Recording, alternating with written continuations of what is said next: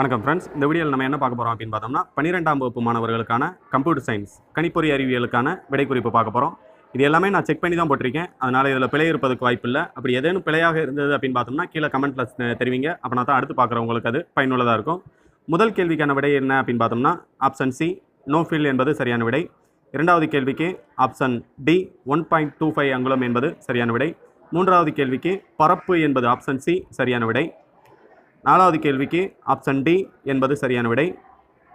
ஐந்தாவது கேள்வி தரவை குறிக்கும் டேட்டா என்ற சொல் எந்த சொல்லிலிருந்து வருகின்றது அப்படின்னு பார்த்தோம்னா ஆப்ஷன் ஏ என்பது சரியான விடை. ஆறாவது கேள்விக்கு பற்பல வரிசையாக்கம் என்பது ஆப்ஷன் பி சரியான விடை. ஏழாவது கேள்விக்கு ஆப்ஷன் சி ஜேபக் என்பது சரியான விடை. எந்த நிழற்பட கோப்புகள் இழப்புடைய வடிவமைப்பு கொண்டதாகும் அப்படின்னு பார்த்தோம்னா ஜேபக் ஆப்ஷன் சி என்பது சரியான விடை. எட்டாவது கேள்விக்கு எந்த பொத்தான் நிகழ்த்துதலை முடிக்கும் அப்படின்னு பார்த்தோம்னா இஎஸ்சி ஆப்ஷன் டி என்பது எஸ்கேப் இஎஸ்சி என்பது சரியான விடை.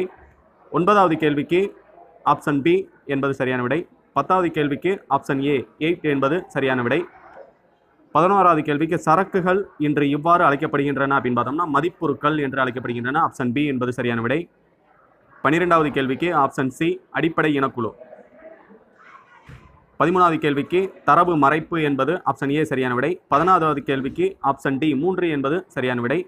15க்கு பார்த்தோம்னா சட்டப்புறம்பான முறையில் ஒரு கணிப்பொறி முறைமையில் அல்லது பிணையத்தில் நுழைவதை இவ்வாறு அழைக்கலாம் அப்படின்னு பார்த்தோம்னா அரண் உடைத்தல் என்று அழைக்கலாம். ஆப்ஷன் ஏ என்பது சரியான விடை.